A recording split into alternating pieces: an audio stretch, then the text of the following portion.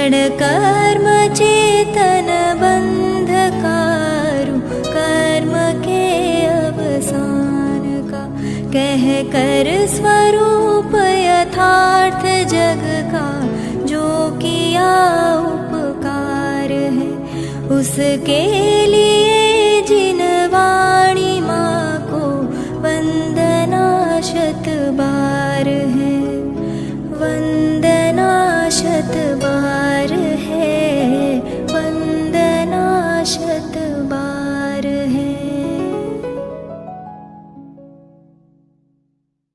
नमः देव्यः, ओम नमः देव्यः, ओम नमः देव्यः।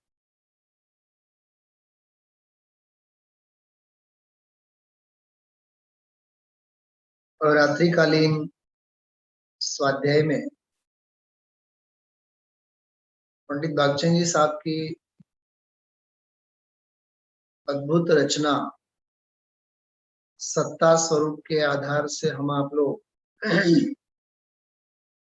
सर्वज्ञ भगवान की सत्ता और वस्तु स्वरूप के अस्तित्व के संदर्भ में स्वाध्याय कर रहे हैं। अस्तित्व का स्वीकार ये अपने आप में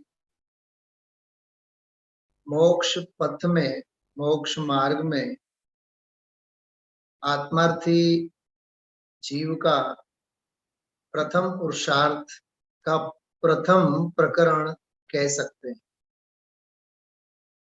वहीं से मोक्ष रूपी महल की तरफ भव्य जीव महाप्रयाण करता है। आगे तत्वाभ्यास, तत्व चिंतन, तत्व निर्णय,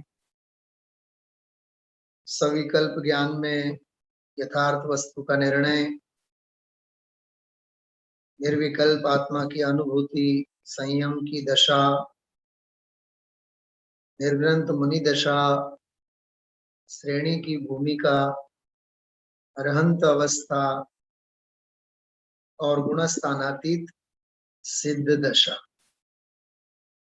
फिर तो सादि अनंत अनंत समाधि सूक्ष्म वही परिणति जीव की बनी रहती।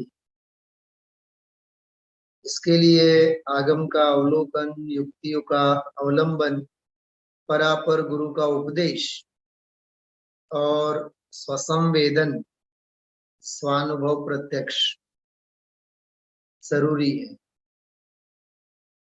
इसके लिए सभी पक्षपातों से, कुल परंपरा आदि के सूक्ष्म शल्यों से, अज्ञान के सूक्ष्माति सूक्ष्म संकल्प विकल्पों से, प्रमाद परिणति से, अविरति से, पक्ष विपक्ष आदि के व्यामोह से हम आप लोगों को दूर हटना पड़ता है। उससे दूर हटे बिना आत्मानुभूति नहीं होगी, तत्व की प्राप्ति नहीं होगी। अभी 14वीं गाथा के बाद एक कलश आया था, बहुत सुंदर 11वां कलश। उसमें आचार्य ने बहुत बढ़िया बात लिखी थी। व्यपगत मोही भूय, उदय श्री के स्वाध्याय में कल ही हम आप लोगों ने सुना। व्यपगत मोही भूय, मोह से रहित होकर, ऐसा विशेषण है। मतलब अज्ञान से हटो, मोह से हटो, अविरति से हटो, मिथ्यात्व अभिप्राय से हटो। बात समझ में आ रही है? मतलब मोह से हटे बिना आत्म कल्याण होने वाला नहीं। कल भी शायद मैंने सुबह के स्वाध्याय में एक बात कही थी, कल प्रातः काल, आत्म स्वभाव निर्मोह है। उस निर्मोह आत्मा की दृष्टि के बिना, मतलब अपने स्वयं के स्वभाव की दृष्टि के बिना जीव जहां भी जाएगा वहां नया मोह खड़ा कर देगा, नए कषाय पैदा कर लेगा, संसार की नई परंपरा का आविष्कार कर लेगा। क्यों? क्योंकि निर्मोह स्वभाव की दृष्टि नहीं है। समझ में आ रही बात? इसके लिए एक बहुत मार्मिक 3 सूत्रों की चर्चा हम आप लोगों ने सत्ता स्वरूप ग्रंथ के आधार से की है कि भाई पैदाइश से जैन परिवार में जन्मे, जैन समाज में रहने लगे, जैनों की संगति में आए, लेकिन संगति भर करने से धर्म हो जाए, आत्मोपलब्धि हो जाए, इस भ्रम में हमें नहीं रहना चाहिए। कुल परंपरा, बाप दादा आदि की परंपरा मात्र से धर्म नहीं होता है। धर्म कोई बाप दादा की पीढ़ी नहीं है, परंपरा नहीं है, क्योंकि यहाँ परंपरा से कोई काम होता ही नहीं। जो पुरुषार्थ करे उसका मार्ग है, बराबर। तो इसके लिए 3 बातें हम आप लोगों ने विगत 2-3 स्वाध्यायों में बारंबार देखा है। मैंने एक बार उसका भी उल्लेख करना चाहता हूं। युक्ति सहित का ज्ञान होना चाहिए। युक्ति सहित का ज्ञान मतलब बिल्कुल प्रामाणिक, आगम के अनुरूप जिनागम का ज्ञान होना चाहिए। जिनागम का ज्ञान होना चाहिए मतलब चारों अनुयोगों की जो अपेक्षाएं हैं, चारों अनुयोगों के जो कथन है, उन कथन का, उन सभी कथन का जो मूल मर्म है वीतरागता और आत्म कल्याण, वह सविकल्प ज्ञान के निर्णय में आना ही आना चाहिए। उसका नाम है युक्ति सहित ज्ञान। प्रमाण और नए वो युक्ति कहलाती है। तो प्रमाण से प्रमाणित होना चाहिए, नयों से निर्णित होना चाहिए। क्या कहा मैंने? 2 शब्द कौन से कहे? प्रमाण से प्रमाणित होना चाहिए और नयों से निर्णित होना चाहिए, तभी वह ज्ञान युक्ति सहित ज्ञान कहलाए, संयुक्तिक ज्ञान कहलाएगा।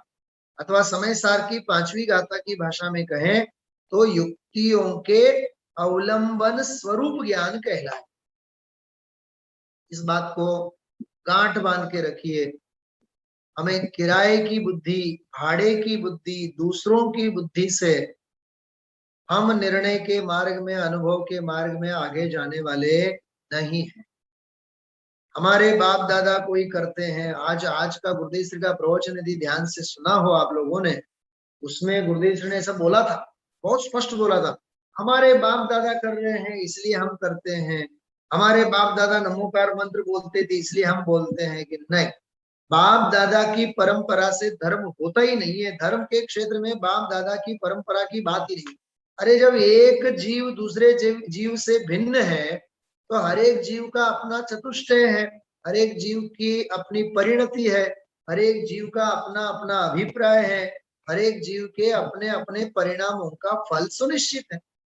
रावण नरक में है, रावण के पुत्र मोक्ष में है। कौन बाप और कौन बेटे?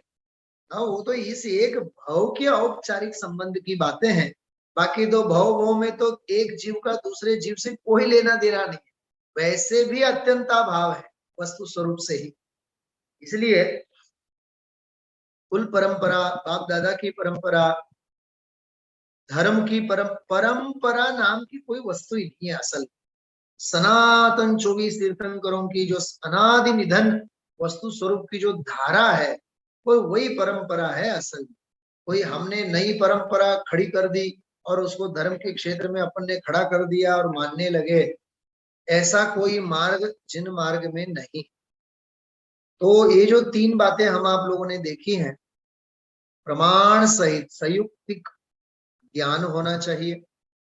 और केवल ज्ञान ही हो गया, आगम भर अपन ने पढ़ लिया, शास्त्र पढ़ लिए अपन ने,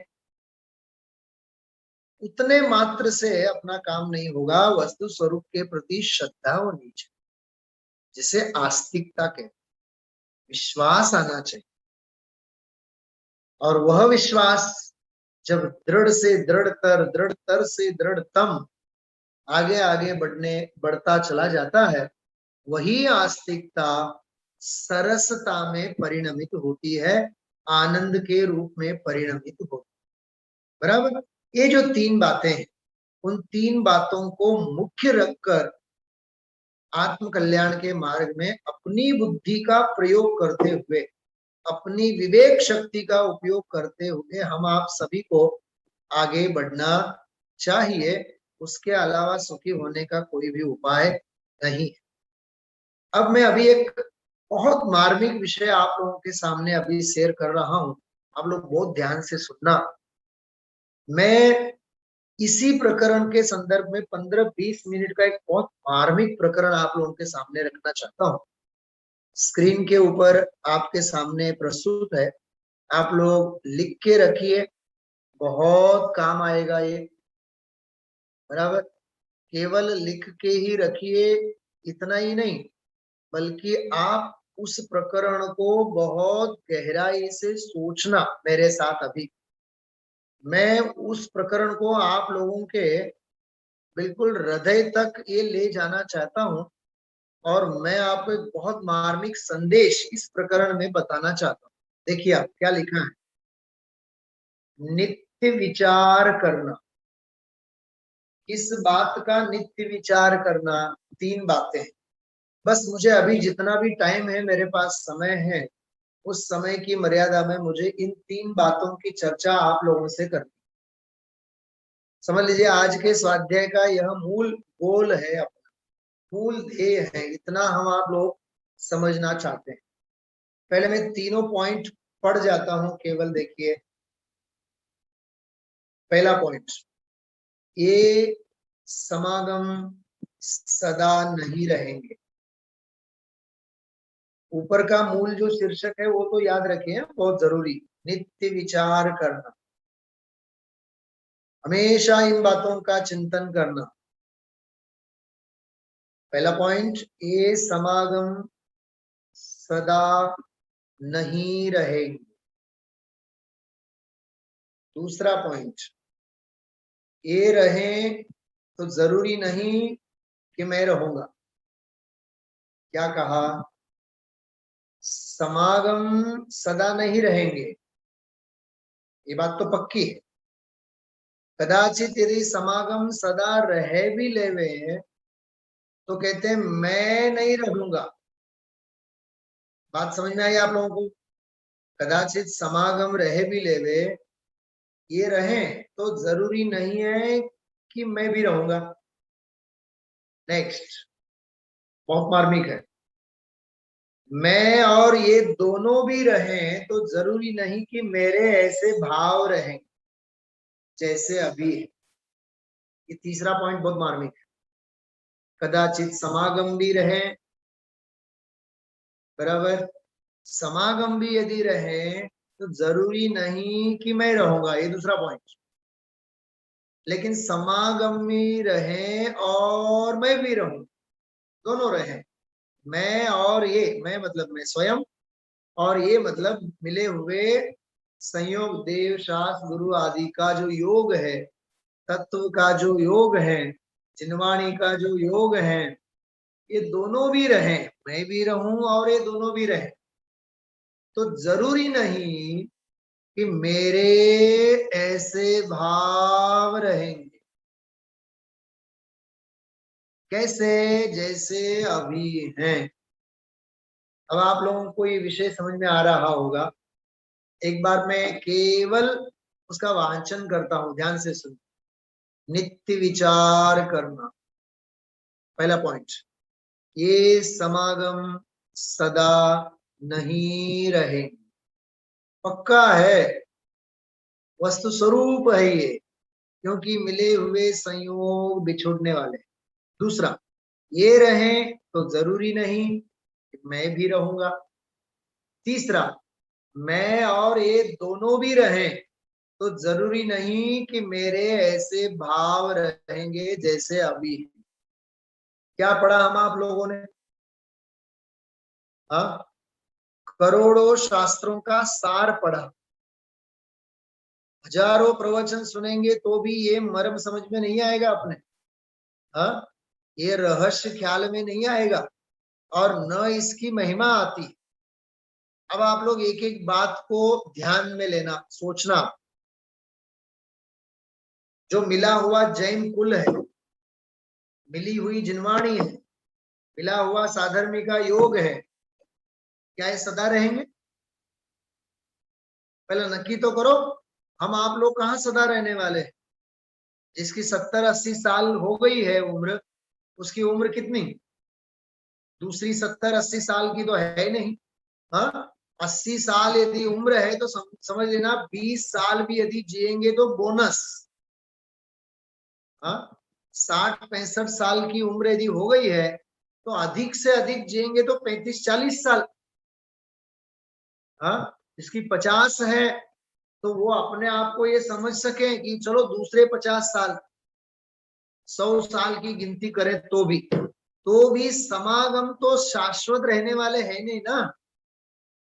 हाँ, मिला हुआ संयोग है, मिले हुए साधर्मी है, जिनवाणी है, तत्व है, जो भी मिला हुआ है महापुण्य के उदय से, ये समागम सदा सदा के लिए तो रहने वाले नहीं है। ये पहला पॉइंट। मतलब मिले हुए संयोगों की अनित्यता नक्की है। बिछड़ेंगे बिछड़ेंगे बिछड़ेंगे बिछड़ेंगे। दूसरी बात, उन संयोगों के रहने के लिए अपना पुण्य का उदय भी चाहिए ना निरंतर। इतना तो कोई बहुत बड़ा पुण्य तो बांध के नहीं आए हैं कि ये भव भव तो ऐसे ही संयोग हमें मिले और ये संयोग रहे। अरे यहाँ शरीर की पर्याय की भी क्षण भंगुरता है और वहां मिले हुए संयोगों की भी क्षण भंगुरता है। उनकी भी तो काल मर्यादा है ना, उनकी भी काल मर्यादा है, मेरी भी काल मर्यादा है। हाँ, तो ये पहला पॉइंट, इस सदा ये समागम सदा नहीं रहेंगे। पॉइंट नोट किया आप लोगों ने? हाँ, ये समागम सदा नहीं रहेंगे। दूसरा पॉइंट, कदाचित ये सदा रह भी लेवे तो मैं नहीं रहूंगा, जरूरी नहीं है कि मैं रहूंगा। मतलब संयोग तो बने रह सकते हैं, योग तो बने रह सकते हैं, बाहर की संयोग जन्य अनुकूलता तो ऐसी की वैसी रह सकती है, लेकिन जरूरी नहीं है ना कि मैं रहूंगा। कुछ समझ में आ रहा है आप लोगों को? जैसे सोनगढ़ बना, गुरुदेव श्री की छत्र छाया में बना कि नहीं? बहन श्री की छत्र छाया में बना कि नहीं? हाँ, राम जी भाई जैसे आत्मार्थी मुमुक्षुओं की उपस्थिति में बना कि नहीं? अब ऐसे गुरुदेव श्री जैसे भी चले गए, बहन श्री जैसे जीव भी चले गए, संयोग तो वहीं के वहीं है ना। क्या कहा? वो जो सुवर्णपुरी, सोनगढ़, जिन मंदिर, स्वाध्याय भवन, वो जिनवाणी, वो वहीं के वहीं है ना संयोग। उस संयोग के जो साक्षी थे वे चले गए कि नहीं बताओ? तो समागम तो रहा, लेकिन समागम में रहने वाले कहाँ गए? वो कहाँ रहे? वो तो चले गए ना। तो समागम तो रहे, लेकिन समागम का लाभ लेने वाले कालक्रम के अनुसार सब चले जाएंगे। राजा राणा छत्रपति हातिन के असवार, मरना सबको एक दिन अपनी अपनी बार। समझ में आ रही है? पहले 2 पॉइंट समझ में आ गया आप लोगों को? ये समागम सदा नहीं रहेंगे, ये पहला पॉइंट। और दूसरा पॉइंट, ये रहे, समागम कदाचित रहे तो जरूरी नहीं है कि मैं भी रहूंगा।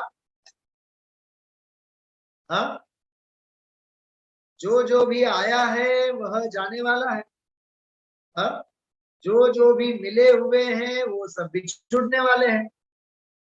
अभी हम 12 घंटे के बाद अभी मिले हैं, कुछ ही मिनटों में हम आप लोग भी चले जाएंगे। हाँ, बात समझ में आ रही है? जिन जिनका संयोग है उनका वियोग नक्की है। तो समागम सदा नहीं रहेंगे, ये नियम। समागम सदा नहीं रहेंगे। और यदि ये रहे, समागम सदा भी रहे, तो जरूरी नहीं है कि मैं भी रहूं।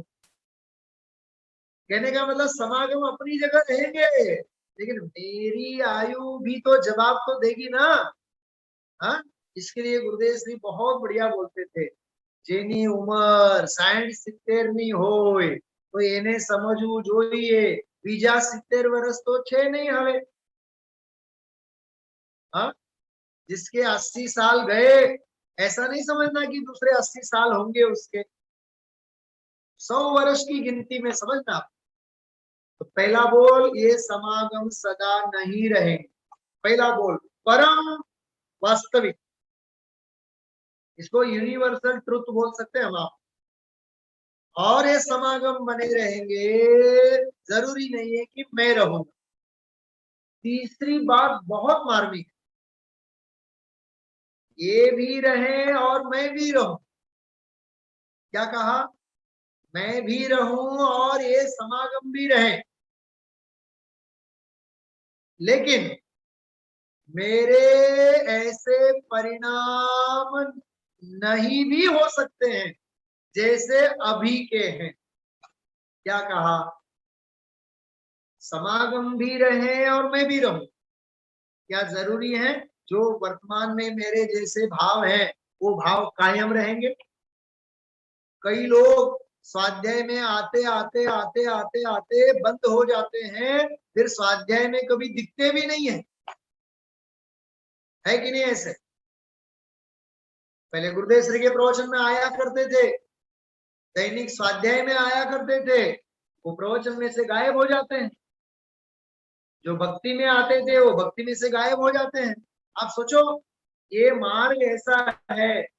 हाँ, ये कोरोना के काल में 1.5 साल की जो हमारी आदत पड़ गई है, हाँ, अब घर में बैठ करके स्वाध्याय करने की, अब मंदिर की तरफ अपने पैर ही नहीं उठते। क्या कहा मैंने? हाँ, क्या वो सत्संग के अंदर में वो है पीड़ा, वो लाभ लेने की, वो साक्षात लाभ लेने की महिमा अंदर में आती है? आप सोचो, बताओ, भाव में अंतर आया है कि नहीं?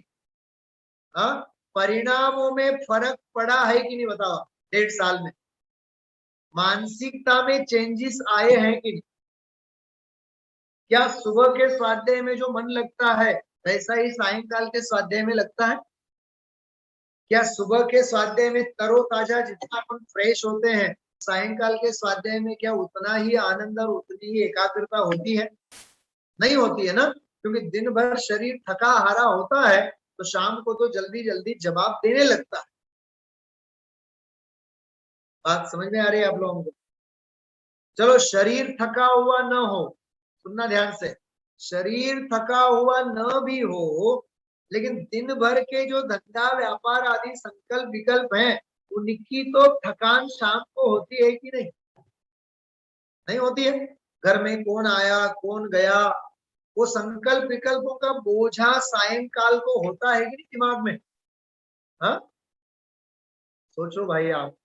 इसलिए मैंने ये 3 पॉइंट 10 मिनट मैंने वो विषय लिया जो अपन ने उसमें लिया है, और ये 10-15 मिनट के लिए मैंने ये विषय लेना आज चाहा।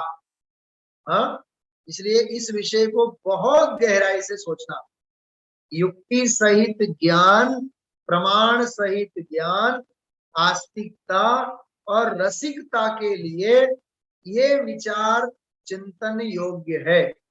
ये समागम सदा नहीं रहेंगे।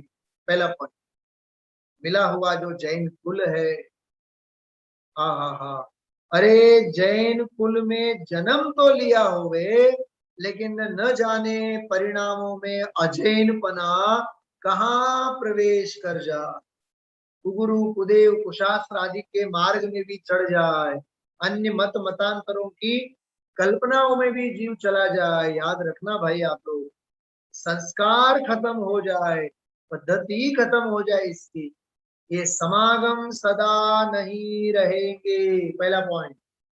और समागम यदि रह भी लेवे तो जरूरी नहीं है कि मैं रहूंगा। समागम भी रहे लेकिन जरूरी नहीं है कि मैं रहूंगा। अरे 50 साल हो गए, 70 साल हो गए, 80 साल हो गए, समझो आप साइंस के हिसाब से भी 60 65 70 साल के बाद की जो उम्र होती है वो सब बोनस की होती है। अब तो 70 साल के बाद भी कोई गुजर जाता है तो किसी को कोई आश्चर्य नहीं होता है। बस 72 साल की आयु थी, 75 साल की आयु थी, उम्र थई गई હતી, 80 વર્ષની उम्र હતી, बोलो 80 साल के भी हो जाते हैं तो हम सहज स्वीकार कर लेते हैं। इसलिए भाई 60 70 साल हो गए हैं जीवन के तो दूसरे तो कोई 60 70 80 साल तो है ही नहीं, इसलिए ये रहे, मतलब समागम तो रहेंगे अपनी जगह, जरूरी नहीं है कि मैं भी रहूंगा, बराबर। और तीसरे पॉइंट में मैं और ये दोनों, मैं स्वयं और ये दोनों रहे, दोनों भी रह ले, चलो दोनों का अस्तित्व रहेगा, मान ले वे अपन। तो कहते हैं जरूरी नहीं है कि मेरे ऐसे भाव रहे, इस पॉइंट के ऊपर आप सोचना, जरूरी नहीं है कि मेरे ऐसे भाव रहेंगे जैसे अभी हैं। एक बात का मुझे जवाब दीजिए आप, सुबह समझो 8 सवा 8 से 9 सवा 9 बजे तक जो गुरुदेव जी का अपन एकाग्रता से स्वाध्याय सुनते हैं, सुबह सुबह जो अपन 8 से 10 बजे तक जो सत्संग करते हैं, स्वाध्याय का लाभ लेते हैं, उस समय जो हमारे परिणामों में जो प्रशस्तता होती है, क्या दोपहर 1 बजे 2 बजे 3 बजे 4 बजे वो प्रशस्तता होती है? हाँ बोलो। तो हॉस्पिटल के चैम्बर में बैठ करके हम सुन भी लेवे 1 घंटा 2 घंटा, क्या वो प्यूरिटी रहती है? प्यूरिटी, क्या वो पवित्रता रहती है? क्या वो एकाग्रता रहती है उपयोग की? बताओ आप। कोई भी कार्य का एक काल होता है, कोई भी कार्य का एक समय होता है, कालांतर, काल शुद्धि और द्रव्य शुद्धि, क्षेत्र शुद्धि। हाँ, जो भी गांव में रहते हैं, आप लोगों ने गाय भैंसों को देखा हो, भैंस को आधा घंटा पहले भी आप दूध निकालने जाओ तो दूध नहीं देगी, मालूम है आप लोगों को? 7 बजे मतलब 7 बजे ही दूध देगी वो भैंस, और क्या नाम, गाय, वो उसी समय दूध देगी, उसके आगे पीछे दूध नहीं देगी। 8 की जगह 8:30 बज जाए तो गाय दूध नहीं देती है, वो फिक्स होता है उसका समय, 15-20 मिनट का जो समय होता है। तो आप देखो पशुओं की भी कैसी व्यवस्था है दूध देने का समय। हाँ भाइयों और बहनों, दर्शन के समय दर्शन होना चाहिए, पूजन के समय पूजन होना चाहिए, स्वाध्याय के समय स्वाध्याय होना चाहिए, सामायिक के काल में सामायिक होना चाहिए। इसलिए ये मैंने पॉइंट लिए हैं जानबूझ करके, ये समागम सदा नहीं रहेंगे, और ये यदि रहें तो मैं नहीं रहूंगा, और मैं और ये सभी रहेंगे, तो जरूरी नहीं है कि ऐसे ही हमारे भाव रहेंगे जैसे अभी है, क्योंकि स्वाध्याय के समय जो भाव होते हैं वो बाद के समय में भाव होते ही नहीं। तो 3 बातों को समझने के लिए ये 3 बातें मैंने यहाँ कही है, उस विषय की गंभीरता आप लोग सोचिएगा।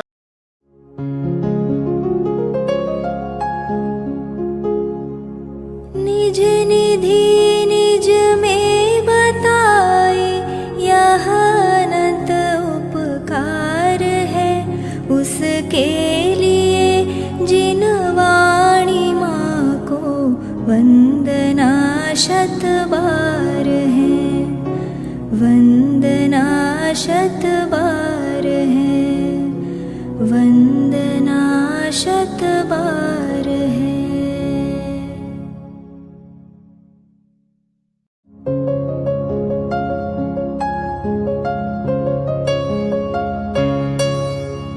हे जिनवाणी भारती तो ही जपो दिन रैन।